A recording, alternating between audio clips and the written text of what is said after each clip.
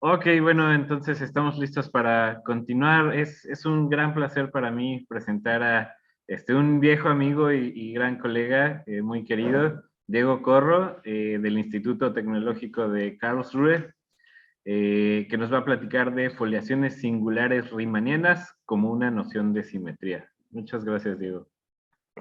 Gracias. Agradezco a los organizadores la invitación. Eh, Como Jesús dijo, nos conocemos desde que estábamos estudiando la licenciatura y el punto de contacto fue Oscar. Eh, es me hubiera gustado poder ir a celebrar en persona, especialmente a Mérida, pero bueno, un poco difícil. Y en esta plática, al menos al comienzo, quiero convencerlos de que si todavía no están convencidos por todas las buenas explicaciones que Marcos Alexandrino ha dado, de que las poblaciones singulares riemannianas las podemos pensar como una noción muy amplia de simetría y después ver cómo se relacionan con espacios de Alexandrov y presentar un resultado que pasa a través de subvariedades, que es un tema que Oscar trabaja.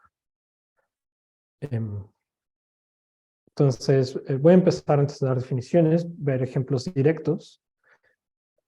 Una noción de simetría que viene de topología es a través de haces fibrados, y cuando equipamos métricas riemannianas podemos hablar de submersiones riemannianas. Entonces, en este caso tenemos una submersión, un mapeo diferenciable con derivada sobreyectiva, y es riemanniana si sucede lo siguiente: cuando hago una identificación del espacio tangente con la métrica riemanniana en el espacio tangente, con Rn, puedo hacerlo de manera que al descomponer a Rn como este producto y tomar la proyección ortogonal en Rk, este espacio lo pueda identificar con el espacio tangente a B, pero ahora en la imagen de bajo pi de P, con la métrica correspondiente, y que todo esto sea básicamente haber tomado la derivada de pi en P. Entonces, en este caso, las fibras nos dan una partición en subvariedades decentes, partición en subvariedades, que son localmente equidistantes. Y como vimos de la última plática, hay varios ejemplos de foliaciones con holonomía que surgen de considerar estos haces fibrados. El ejemplo clásico, uno de los ejemplos clásicos de simetría, es la acción de un grupo que preserve propiedades geométricas, en este caso la métrica riemanniana. Y aquí otra vez obtenemos una descomposición en subvariedades suaves, cada órbita. Tomamos un punto y lo trasladamos por todos los elementos en el grupo, y que también es localmente equidistante. Y estudiando varias isoparamétricas, uno acaba en funciones isoparamétricas. Estos son funciones de una variedad compacta en intervalos cerrados, suaves, tales que existen dos funciones continuas A y B de RNR, tal que la norma del gradiente de f con respecto a g está controlado por A, y el laplaciano de f con respecto a g está controlado por B. Entonces, en este caso, tomando primágenes de puntos, obtenemos de nuevo una partición. Se puede mostrar que esta partición va a ser en subvariedades suaves, y además esta condición nos está diciendo que son localmente equidistantes estas subvariedades. Entonces, tenemos una partición en subvariedades y localmente equidistante. Entonces, todas estas nociones de simetría tienen esto en común, y la manera natural de juntarlo es a través de la definición de una foliación singular riemanniana, que es justo una partición de M en subvariedades suaves, llamadas hojas, que son conexas. Algunas personas las toman disconexas, pero yo los voy a tomar conexas, de manera que están inmersas de manera inyectiva y que las siguientes dos condiciones se cumplen. Suavidad, esto quiere decir que existe una familia de vectores, campos vectoriales suaves, que generan el espacio tangente de cada hoja en cualquier punto. Otra manera de decirlo es que la distribución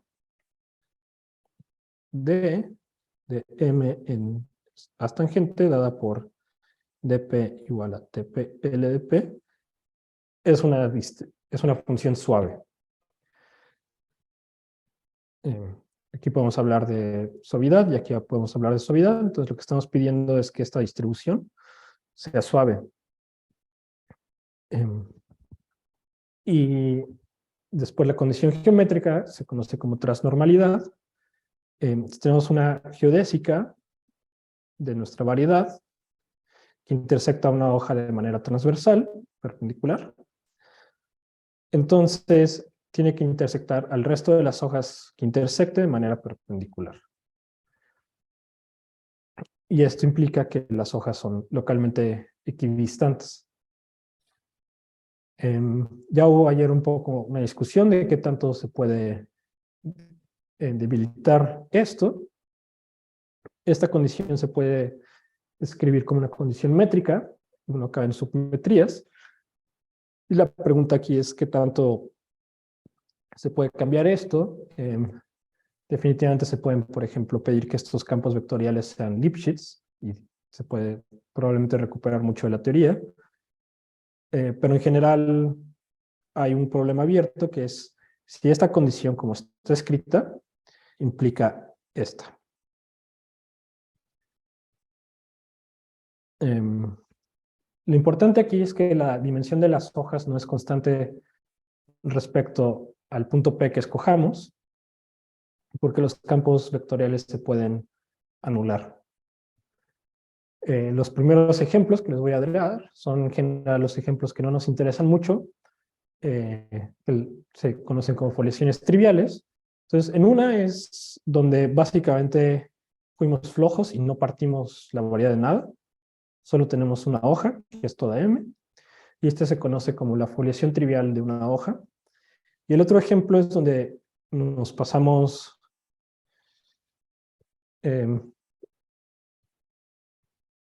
y partimos demasiado nuestra variedad, la partimos de manera muy fina y básicamente cada hoja es un punto. Y esta es la foliación trivial por puntos.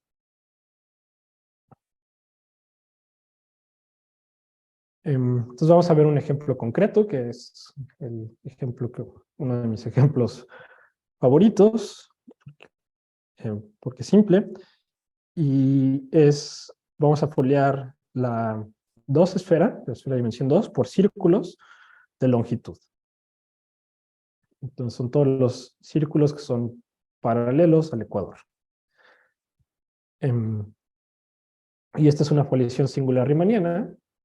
Entonces está generada por un campo vectorial, que es básicamente tomar la velocidad de las curvas, que se va haciendo cada vez más pequeño y de hecho se vuelve cero en los polos. Y la propiedad de que es geodésica, si empiezo con cualquier geodésica, que es perpendicular, digamos, al tiempo cero en el ecuador, sabemos que las geodésicas aquí son círculos, son grandes círculos, pasan por los polos. Entonces, que sea perpendicular al ecuador quiere decir que es perpendicular a cualquier otro círculo de longitud. Y si uno comienza considerando una curva que pase donde uno, diga que es perpendicular a la hoja que es el polo, que es una condición trivial. Como es un círculo, como es una geodésica, tiene que ser un círculo máximo. Y como pasa por el polo, pues tiene que pasar fuerzas por el otro polo. Y ya eso nos dice que va a ser perpendicular a todas las hojas que intersectemos. Entonces, esta es una foliación singular riemanniana. Eh, Algunas otras definiciones de conceptos que vamos a necesitar más adelante. Cuando considero todo el espacio de el conjunto de clases de equivalencia, este se conoce como el espacio de hojas, y le vamos a poner la siguiente topología que hereda de M, que es la topología consciente, que es la topología que hace que la proyección que manda un punto a su clase de equivalencia sea continua. Y básicamente vamos a tener que un subconjunto aquí es abierto, si y solo si su primagen en M es abierta. Decimos que una foliación singular riemanniana es cerrada si todas las hojas son subvariedades cerradas. Esto quiere decir compacto, sin frontera.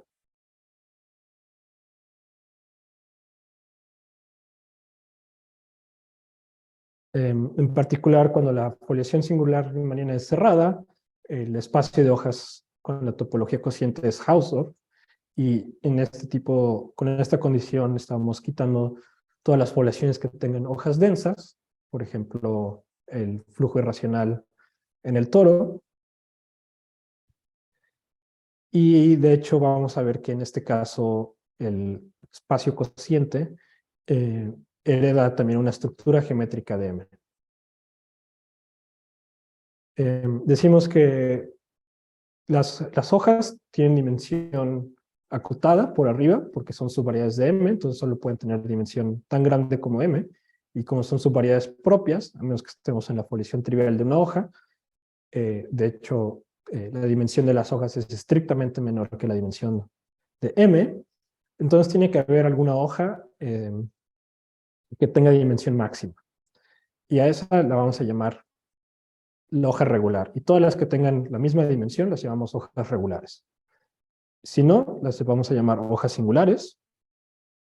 Y además el conjunto de todas las hojas regulares, o de todos los puntos contenidos en hojas regulares, que denoto como reg, es un conjunto abierto denso de la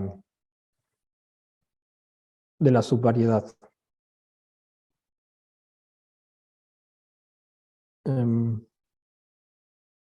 Entonces, ahora ya en el curso de Marcos estuvimos viendo una descripción local de las foliaciones singulares riemannianas. Por completez para el video, y voy a repetir algunas cosas. Entonces, ahora vamos a fijar un punto en M.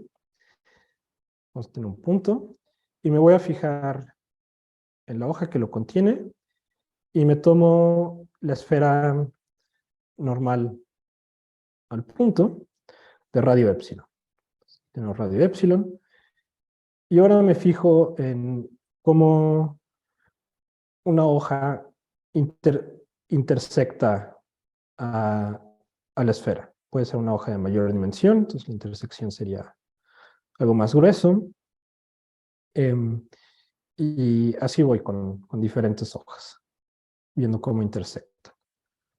Entonces, aquí realmente lo que hice primero fue tomar el mapeo exponencial, tomar la imagen de esta esfera y intersectar con una hoja. Y esto me está dando la familia de estas cosas, con todos los puntos Q que pertenezcan a la frontera de la bola de radio epsilon centrada en P. Me están dando una nueva foliación en la imagen, pero ahora la empujo con el mapa inverso y esto me está dando una foliación infinita, que se llama la foliación infinitesimal.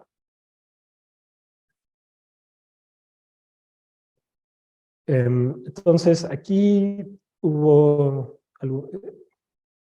tuvimos que seleccionar cosas, entonces tuvimos que fijar primero una epsilon y un p, pero Molino demostró que esto no es importante. De hecho, esta foliación va a ser independiente de p y del radio, en el sentido en que si hubiera tomado un radio más chico, hubiera visto exactamente la misma foliación. Y esto es lo que se llama equifocalidad, creo. Y también si me hubiera movido a lo largo de la hoja, hubiera visto la misma foliación. Y además, esta foliación va a ser una foliación singular riemanniana respecto a tomar la métrica riemanniana y restringirla al espacio normal. Entonces, esto lo podemos pensar como una foliación en un Rn que depende de P.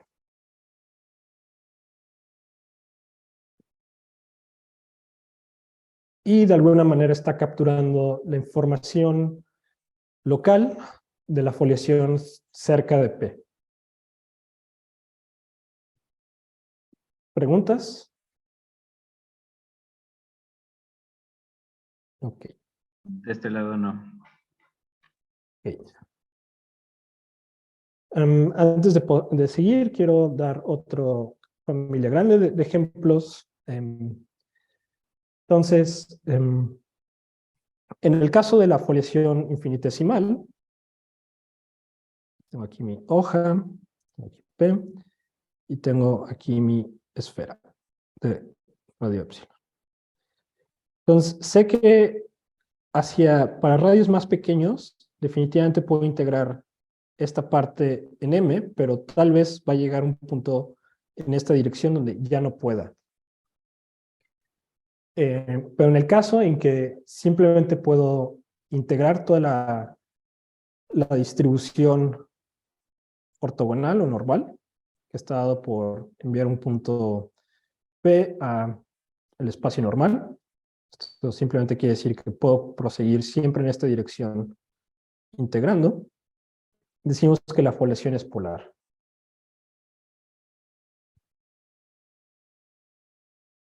En este caso, una de las subvariedades integrales de esta distribución nos define una subvariedad totalmente geodésica y de esta subvariedad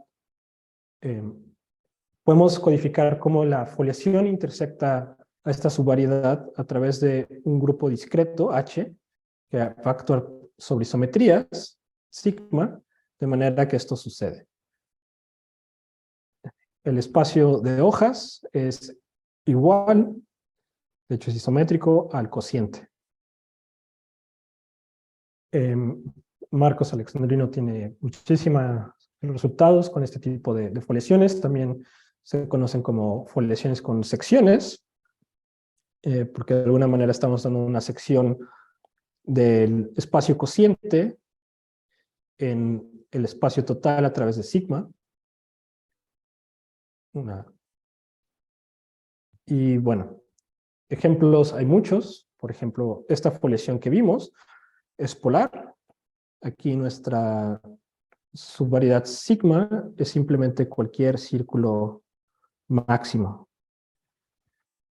Y en general cualquier foliación de codimensión 2, de codimensión 1, perdón, es decir, una foliación isoparamétrica, también va a ser polar.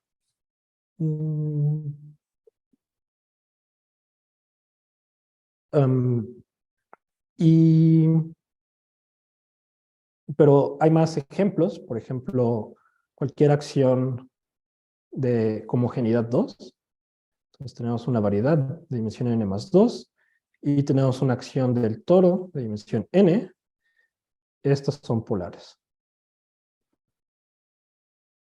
Y así nos seguimos. Estas han sido estudiadas porque básicamente de alguna manera la información de la foliación ahora está codificada por un subgrupo bastante decente y se pueden sacar muchísimas conclusiones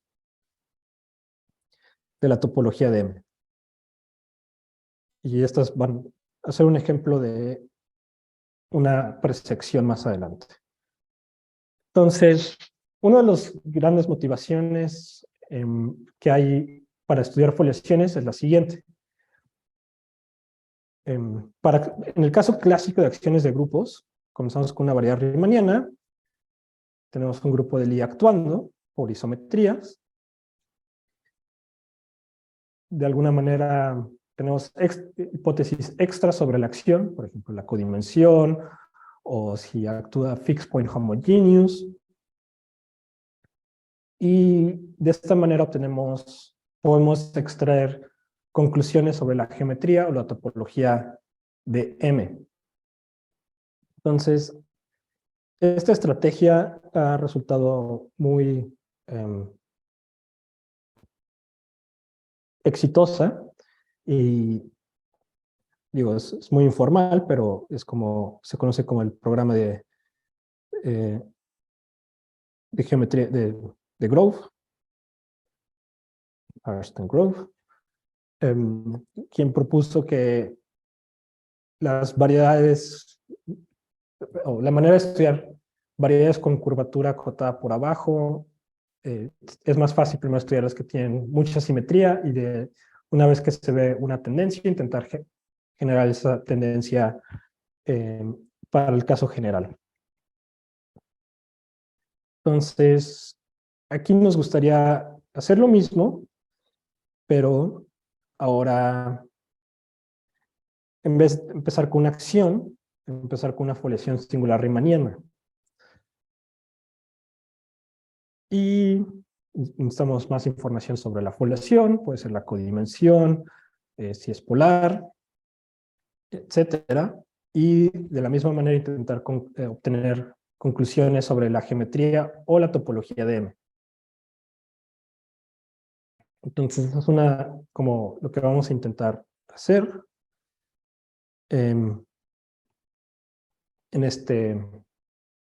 Vamos a intentar encontrar un resultado que funciona muy bien para grupos y expanderlo para foliaciones.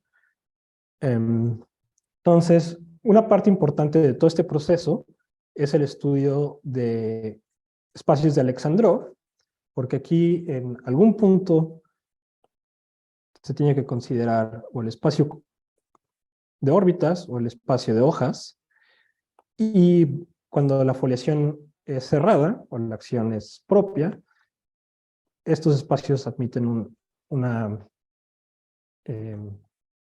estructura de espacio de Alexandrov, al menos localmente, y cuando M es compacta, globalmente. Entonces, ¿qué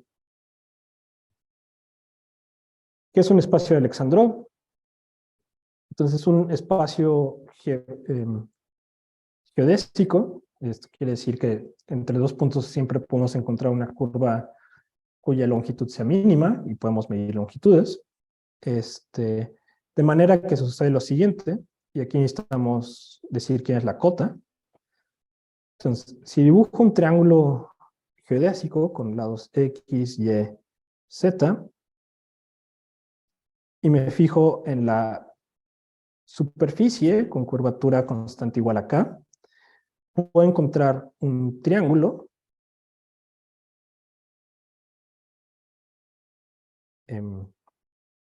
dibujado acá, cuyos lados tengan la misma longitud que los lados del triángulo con el que empecé.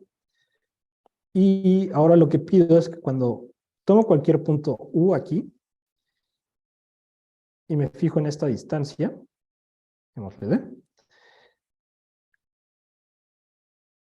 y me fijo también en esta distancia, cuando dibujo la distancia acá voy a obtener un punto U, y esto me está dando una nueva distancia D. Entonces, aquí lo que quiero es que mi distancia D sea mayor o igual que mi distancia de tilde. Es decir, que los triángulos en mi espacio de Alexandrov sean más gordos que mis triángulos en mi superficie de comparación.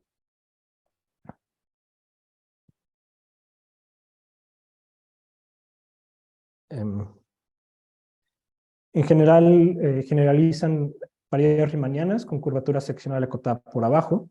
Y de hecho, si uno tiene una variedad riemanniana completa, con curvatura seccional acotada uniformemente por K, va a ser un espacio de Alexandrov con la definición que di usando los triángulos.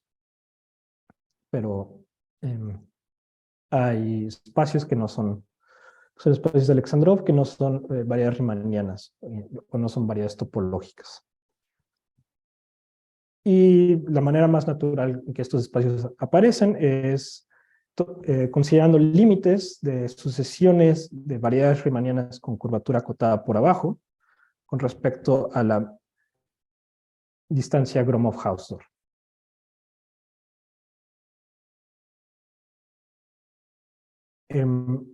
Una característica importante de los espacios de Alexandrov es que podemos localizar al menos parte de la geometría y de la topología usando algo que se llama el espacio de direcciones.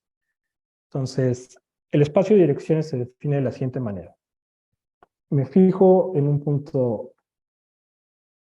X y tomo dos curvas que comiencen en X. No necesariamente geodésicas ni nada. Digamos, alfa y esto es beta. Y ahora tomo un tiempo S en 0, 1 y me fijo en beta de S, en beta en el tiempo S y en alfa en el tiempo S. Entonces, ahora me puedo fijar en el triángulo. Cuando S es lo suficientemente pequeño, puedo encontrar una geodésica que minimice, obtengo un triángulo geodésico. Y como estoy en un espacio de Alexandrov, me fijo en mi superficie de comparación.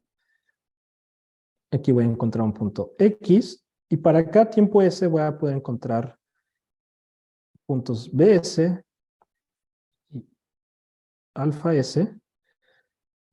De manera que se logre hacer este triangulito de comparación. Y este triángulo va a tener un ángulo acá, teta de S.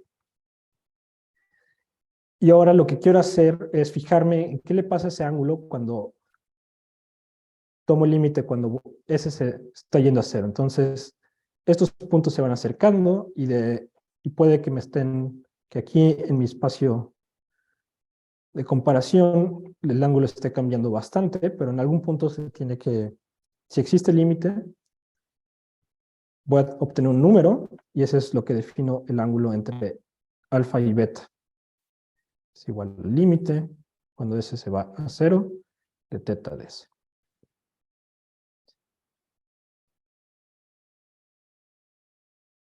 Entonces la idea es que si tengo dos curvas que son casi asintóticamente iguales, cuando me acerco a X, el ángulo tendría que ser cero. Eso es lo que estamos codificando. Entonces, si encontramos dos curvas cuyo ángulo, como lo definimos aquí arriba, es cero, decimos que están identificadas. Y esto nos da un nuevo espacio de longitud, se denota como sigma de X, donde vamos a tener una distancia inducida por el ángulo. Y aquí, de hecho, este espacio es tomar la completación o tomar todos los puntos límite que faltan para las sucesiones de Cauchy respecto a esta distancia. Y esto se le llama el espacio de direcciones de X en el punto X.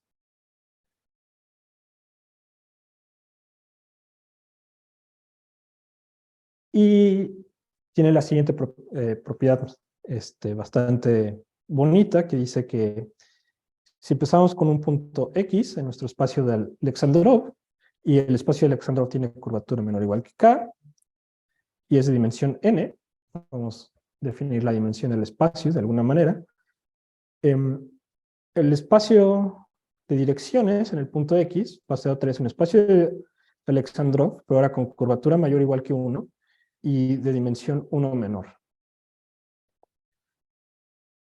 Entonces, aquí hay que pensar un poco, por ejemplo, en qué sucede en una variedad riemanniana. Tomamos un punto P, y aquí nuestro espacio de direcciones va a ser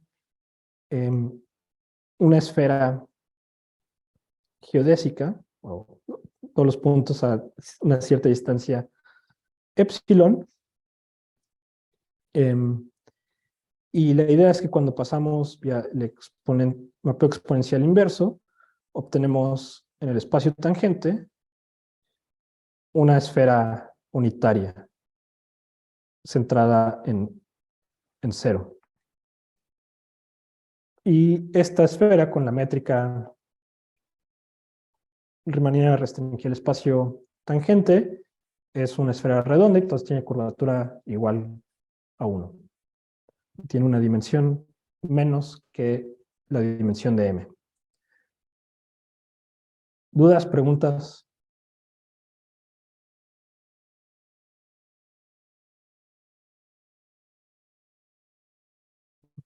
¿Okay? Entonces, entonces también podemos definir lo que es la frontera de un espacio de Alexandrov. Entonces, un espacio, y lo hacemos de la siguiente manera. Primero nos fijamos en un espacio de Alexandrov de dimensión 1. Alexandrov me pregunta, in the case of a singular Riemannian formulation and action, the curvature can be also equal to 1. So for example, on the principal part, it should be 1, I think.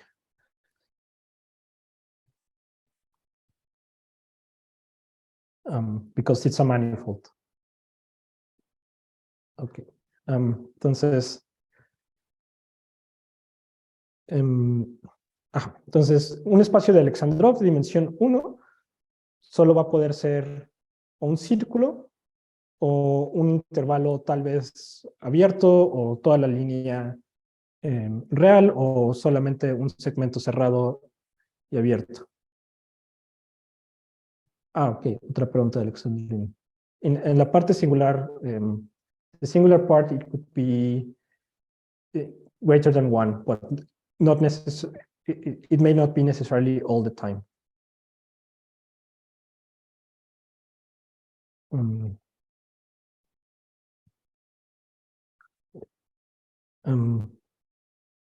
Ok. Entonces,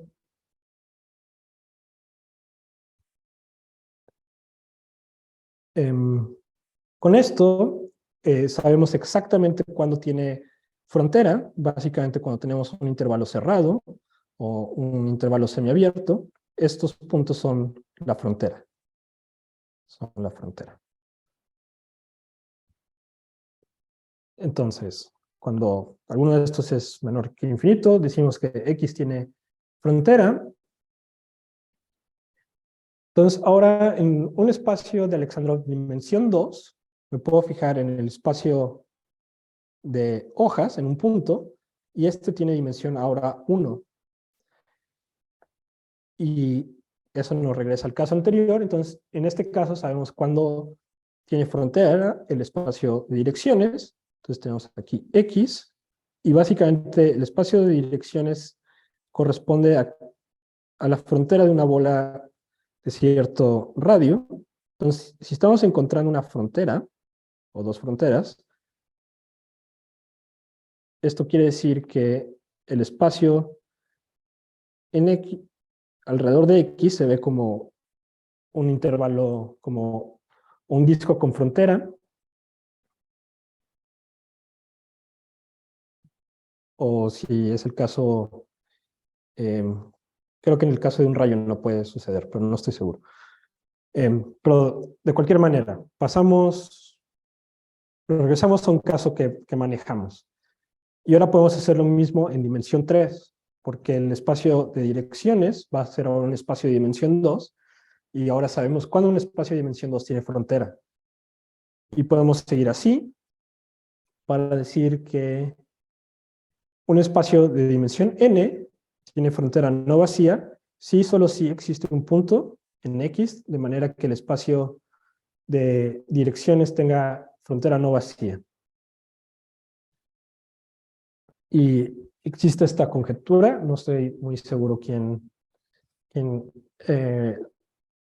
la hizo o quién hizo la pregunta, si es que fue alguien en específico, pero lleva abierto ya un rato y dice lo siguiente: si tenemos un espacio de Alexandrov de curvatura menor que K con frontera no vacía, la frontera otra vez un espacio de Alexandrov cuando considero la métrica inducida, y en ese caso vamos a obtener la misma cota de curvatura.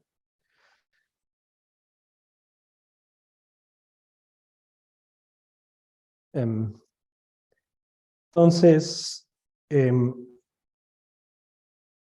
cuando tenemos una variedad compacta con una foliación singular riemanniana cerrada, la distancia riemanniana de M va a inducir una métrica de estrella en el espacio cociente, en el espacio hojas, que hace a este espacio un espacio de Alexandrov. Y si M tenía curvatura seccional acotada por K, entonces la curvatura de D estrella es menor o igual que K. Va a tener la misma cota que tenga M. Y aquí es donde necesitamos compacidad para garantizar que siempre va a existir esta cota uniforme. Entonces, Grove, Moreno y Petersen se preguntaron qué pasaba con esta conjetura para este caso particular de espacios, y demostraron que de hecho la conjetura es cierta. Si empezamos con una foliación singular riemanniana con frontera no vacía, entonces la frontera es un espacio de Alexandrov con la métrica inducida y la cota de curvatura es la misma. Entonces esto te lleva o nos llevó a preguntarnos, bueno, ¿y qué condiciones podemos imponerle a este objeto para garantizar que esto sucede?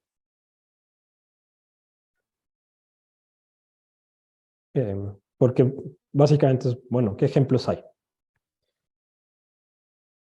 Entonces, vamos a regresar ahorita un poco a foliaciones para dar una descripción alrededor de las hojas de F, y con esto poder dar una descripción local del espacio de hojas.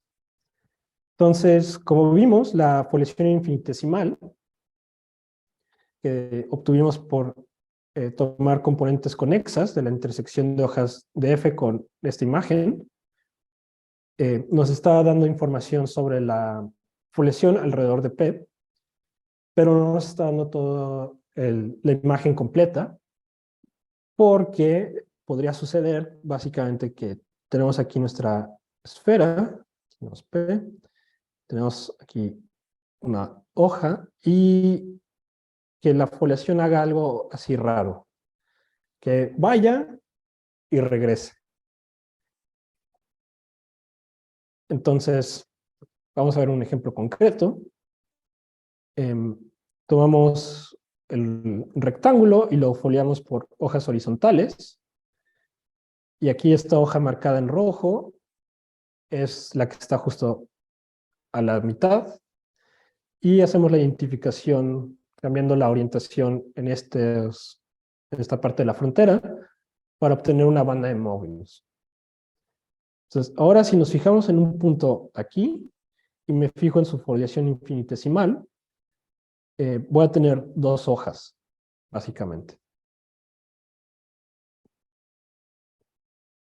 Ahora, elijo una orientación de esta hoja roja, la que quiera, y tomo el punto y me fijo elijo una de las hojas en la foliación infinitesimal. Esto me está dando un vector. Y ahora lo que voy a hacer es trasladarlo de manera paralela, siempre para continuar apuntando a la misma hoja. Y aquí cuando paso la torcedura de twist y doy una vuelta completa, básicamente regreso, pero ahora seleccionando la otra hoja de la foliación infinitesimal. Y como vimos em, de la sesión con Marcos, esto básicamente es la holonomía. Estamos detectando la holonomía del haz fibrado normal cuando restringimos la foliación a este haz normal. Entonces, básicamente esto lo que quiere decir es que tenemos una manera de detectar cuando dos hojas en la foliación infinitesimal provengan de la misma hoja de F. La frontera en este caso es solo una hoja aquí en la banda de Mobius. Y este efecto es detectado por algo que puedes definir como el grupo de holonomía. Es un poquito diferente, creo que la definición que presentó Marcos, pero lo puedes ver como isometrías de la foliación infinitesimal.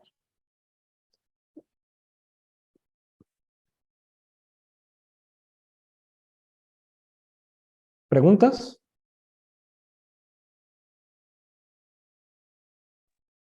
Por acá todo bien, parece. Ok. Ok, entonces con esto podemos pasar ahora a la geometría, al menos local, del espacio del Alexandrov, que es el espacio de hojas. Y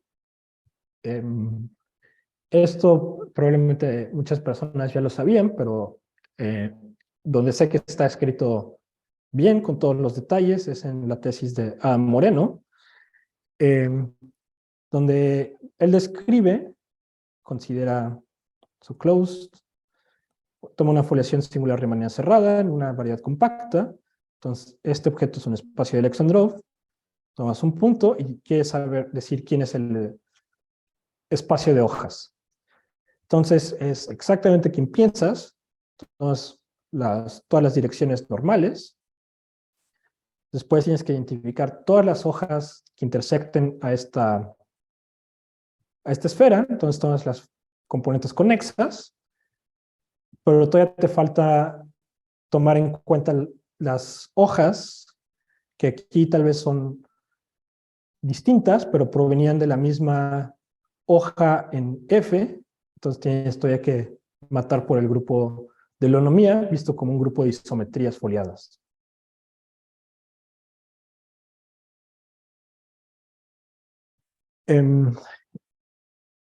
Y también en el estudio, Marco Radetzky tiene varios resultados sobre el estudio de foliaciones en esferas redondas, y tiene en particular el siguiente, que te dice que la foliación se puede descomponer como un join de foliaciones, que es el equivalente como un producto para esferas.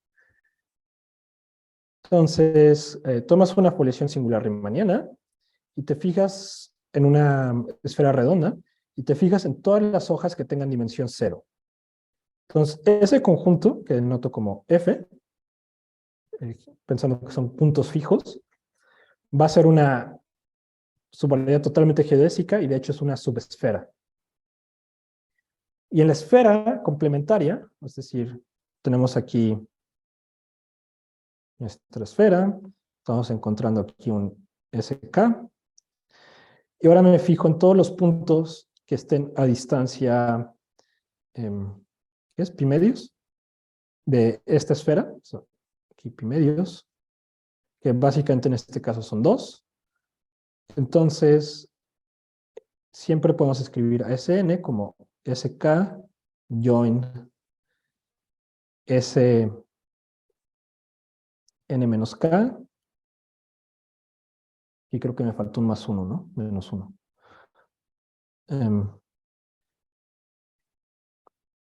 Y además en esta esfera, que va a ser como todas las direcciones que llamo esencial, existe una foliación singular riemanniana, se llama la foliación singular esencial, que tiene todas las hojas con dimensión positiva, y de manera que la esfera foliada se puede recuperar como tomar esta esfera de puntos fijos con la foliación trivial por puntos y hacer un join con la foliación de la esfera esencial y con la foliación infinita esencial.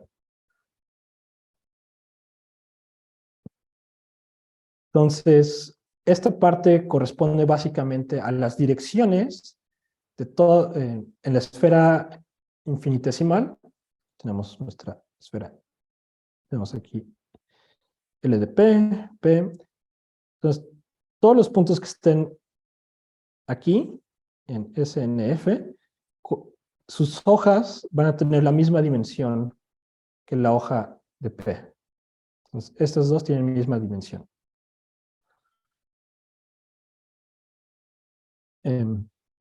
Está detectando, de cierta manera, un estrato de dimensión.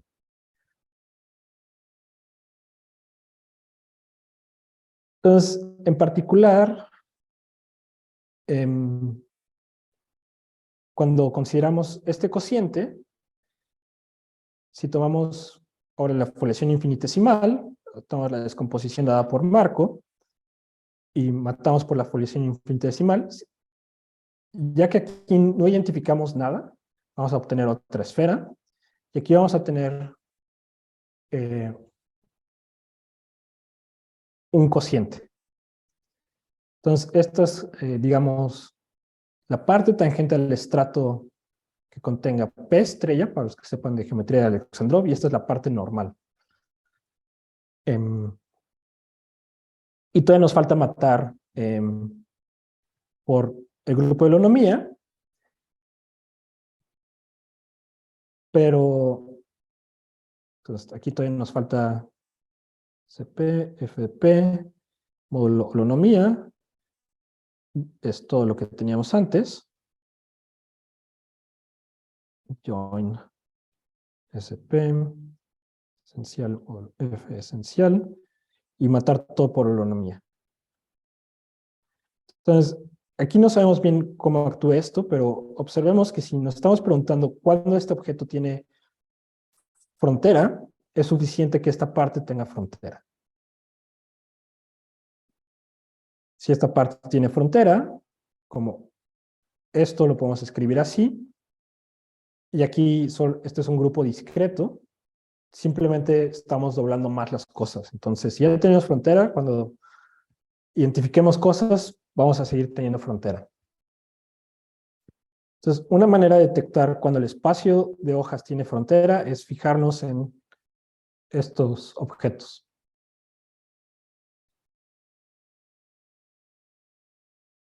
Y un caso extremo es cuando este objeto es un punto. Básicamente esto nos está diciendo que tenemos aquí nuestro estrato, que es esta parte fija, y aquí estamos viendo una dirección normal, que es SP, módulo, falta la parte esencial, módulo F esencial. Y ya con eso es suficiente para ver que esto tiene que ser un estrato de frontera. Y esto sucede solamente cuando la foliación esencial es una foliación trivial de una sola hoja. Y en este caso, este cociente va a ser la esfera de puntos fijos, yo en un punto, y esto es un cono. Entonces ya tiene frontera, y cuando matemos por la holonomía, vamos a tener más frontera, y esto va a implicar que esto tiene frontera, y esto implica que esto tiene frontera. Entonces, una condición suficiente es ver cuando esto tenga frontera, y este es un caso extremo suficiente. ¿Preguntas?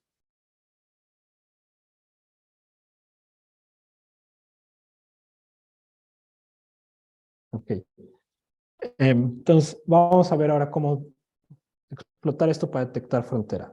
Entonces, tenemos esta estrategia de fijarnos en grupos de acciones para intentar sacar conclusiones sobre foliaciones.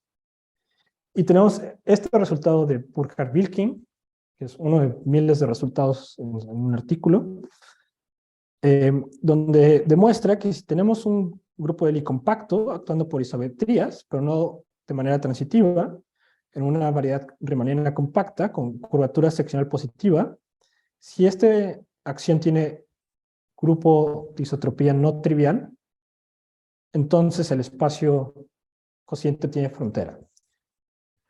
Entonces, aquí la pregunta es, bueno, ¿esto cómo lo podemos generalizar para foliaciones? Y aquí el problema es que este objeto no tiene una contraparte en foliaciones. Entonces hay que fijarse un poco más en qué está pasando. Y de una construcción que utilizan Grove y Serre, definen lo que se llama el núcleo de la acción, the core. Y aquí lo que hacen es, toman un subgrupo H, principal isotropy, un subgrupo de isotropía principal. Se fijan en el conjunto de todos los puntos fijos de la acción inducida por este subgrupo, intersectan con todas las órbitas principales y obtienen este espacio. Y toman la cerradura. Y eso es lo que le llaman el core. Entonces, ellos lo usaron para demostrar ciertas cotas en las dimensiones del grupo. Pero aquí lo que es interesante es que este objeto que obtenemos es totalmente geodésico, intersecta cada órbita y reduce la acción en el siguiente sentido. Existe un subgrupo de manera que el cociente de la acción de este subgrupo en este espacio es el cociente que teníamos originalmente. Entonces, de alguna manera, tenemos aquí nuestras órbitas y estamos encontrando algo que es transversal a todas las órbitas y está capturando toda la información de la foliación, o bueno, de la acción. Y como vimos, con foliaciones polares teníamos algo similar. Aquí debería ser sigma. Sigma de H igual a M módulo F. Entonces, estas ideas sí podemos trasladarlas a foliaciones. Y además, que el grupo... Diego, there's a question perdón, Yeah. hay una pregunta en el chat. Si estás cerca de un estrato singular, ¿esto coincide con el mapeo exponencial de la rebanada en el estrato singular? No, porque este objeto puede ser tener más dimensión que la rebanada. Y también, por ejemplo, puede no existir este objeto. Necesita realmente isotropía no trivial. Entonces, cuando tienes una acción efectiva y no transitiva, se pueden demostrar las siguientes equivalencias. Este objeto va a ser una subvariedad propia de M, sí, solo sí, el conjunto de puntos fijos de este objeto del subgrupo H no es todo M, y esto es sí, solo sí, el subgrupo de isotropía es distinto del trivial. Entonces pasamos de algo que no sabíamos cómo codificar, que era que tuviera isotropía no trivial, a un concepto geométrico, que además se relaciona muy bien con foliaciones. Entonces, reescribiendo el teorema de Burkhardt-Wilking, obtenemos que si tenemos curvatura seccional, el classical, sí, este va a ser el conjunto de puntos, ajá, más todos los que falten. Entonces, aquí, si tenemos curvatura seccional positiva y tenemos que esto no es una subvariedad propia, entonces este cociente tiene frontera. Sí, aquí vamos a tener puntos que son más, here we have points that are not necessarily having the same isotropy as H, but that contains a conjugate group to the isotrope, or it contains the isotropic class of H. So here there are points, P's,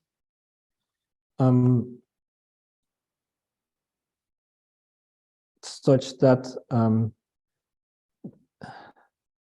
the isotropy subgroup contains a conjugate of H. That's the idea. Okay. Entonces tenemos esta nueva condición y todo esto sí podemos pasarlo a foliaciones. Entonces, nosotros habíamos escrito primero una definición que era más topológica, y después de hablar con Alexander Lichak, nos señaló la tesis de Frederick Magata, un estudiante creo que es de Burkhardt, que se basaba en trabajos de Gorodsky, Olmos, Tuggeiro, donde Gorodsky, Olmos, Tuggeiro consideraban acciones que fueran parecidas a las polares, pero donde no tuvieras la misma dimensión de una sección transversal, o que la sección transversal tuviera una dimensión más grande que la dimensión del espacio de órbitas. Y eso les llamaban presecciones. Entonces, Magata escribe la definición en su tesis, pero realmente no hace mucho con ella, la definición para foliaciones, y es la siguiente.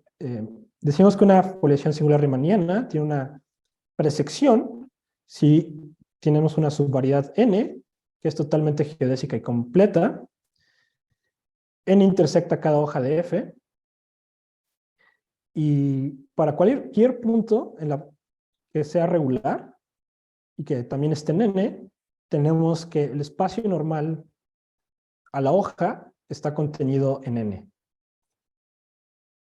Entonces aquí es donde tenemos que nuestra sección puede ser un poquito más grande que la dimensión del espacio de hojas.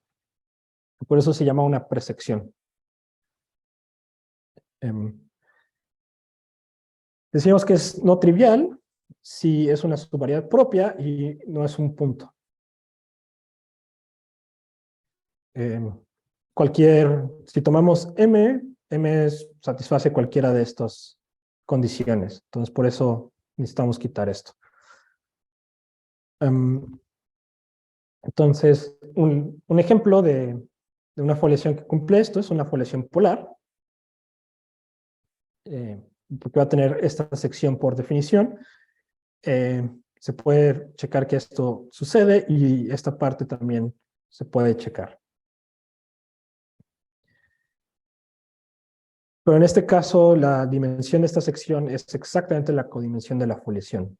Aquí estamos permitiendo que esto sea más grande. Entonces, con esto ya podemos demostrar nuestro teorema, que es dar condiciones suficientes para que el espacio de hojas tenga frontera. Entonces, empezamos con una foliación singular riemanniana, cerrada, en una variedad compacta, con curvatura seccional positiva, y asumimos que existe una presección no trivial en F, de F. Entonces, tenemos frontera.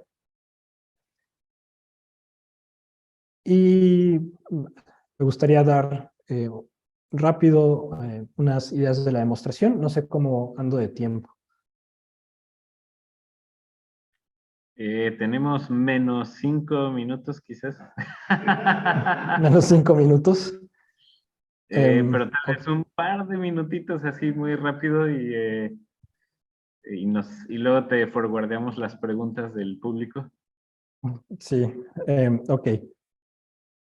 Entonces, la demostración consiste en varios lemas.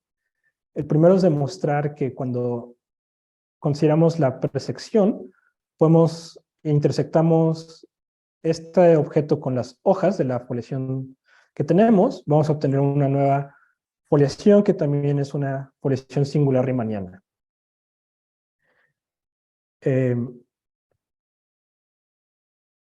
Y además, la foliación infinitesimal va a tener una persección, que es este objeto, es tomar la esfera normal e intersectar con el espacio tangente n, asumiendo que estás en n. Y después hay que comparar las codimensiones de las hojas en M con la codimensión de las intersecciones en N. Y en general se va a tener que este número está dominado por este, pero por ejemplo en todas las hojas principales o regulares vamos a tener igualdad, de hecho. Y aquí el lema esencial, que es donde utilizamos fuertemente curvatura seccional, es que si tenemos curvatura seccional positiva y tenemos una persección no trivial, entonces tiene que haber algún punto donde la codimensión sea estrictamente menor. Entonces no voy a dar una demostración de esto. Y con esto básicamente se puede ya dar la demostración del teorema principal. Si empezamos con una persección no trivial, de curvatura positiva, sabemos que existe algún punto en M donde se cumple esta desigualdad por nuestro lema esencial. Ahora consideramos la foliación infinitesimal en este punto, pero nos quedamos solo con la parte que tiene hojas de dimensión positiva y tomamos este nuevo objeto y se puede mostrar que este nuevo objeto es una persección de esto que va a tener curvatura seccional otra vez positiva, y así podemos irnos hasta que se nos acaben las dimensiones. O esta cosa sea no trivial. Entonces vamos a obtener una sesión de subvariedades, cada vez de dimensión menor, y en cada paso vamos a tener una persección.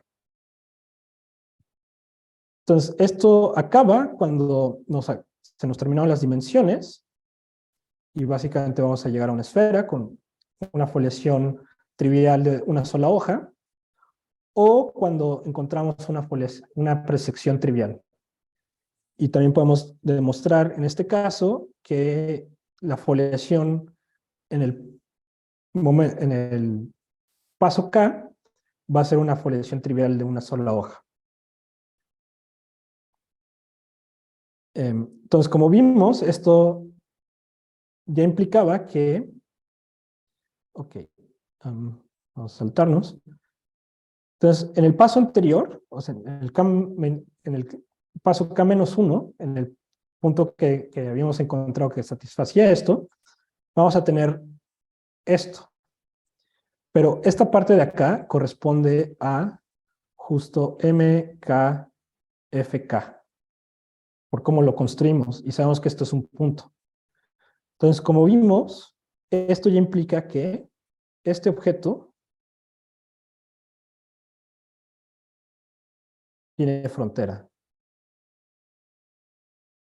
Y nos podemos ir así hacia atrás, hacia cada paso hacia atrás,